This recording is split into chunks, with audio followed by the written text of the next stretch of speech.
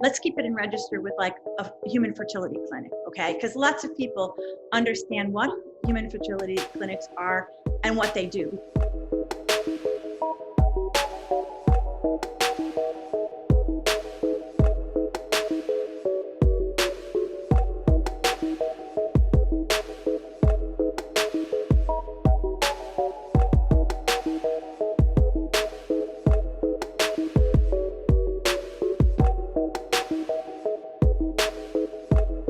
The way corals reproduce generally is they produce these big egg sperm bundles that are filled with fat, and then they rise to the surface, and then they break apart. And the eggs break apart and they float on the surface, and the sperm has to swim to a nearby neighbor. So the eggs get fertilized, just like in humans, and they form a larvae that swim around.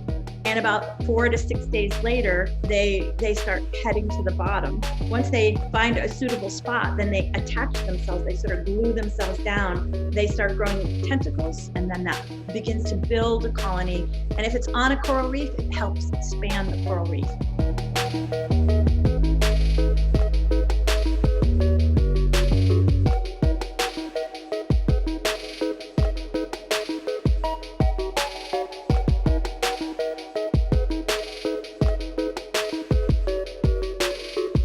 We are basically taking a snapshot genetically of the reef, and we are putting it away in a bank. Now, we might decide a year later, oh my gosh, we had a bleaching event and we lost 50% of our reef.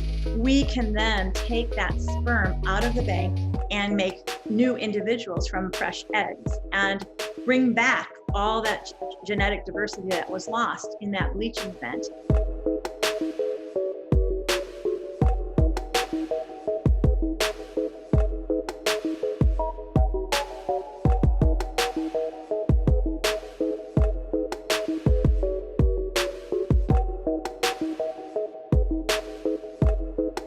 Scientists want to bring in genes from other areas of the world and cross them so that you might have better growth, you might have better resistance to heat. And so these assisted gene flow corals that we created from crossing sperm and eggs across the Caribbean could potentially help really diversify, make those populations much more robust.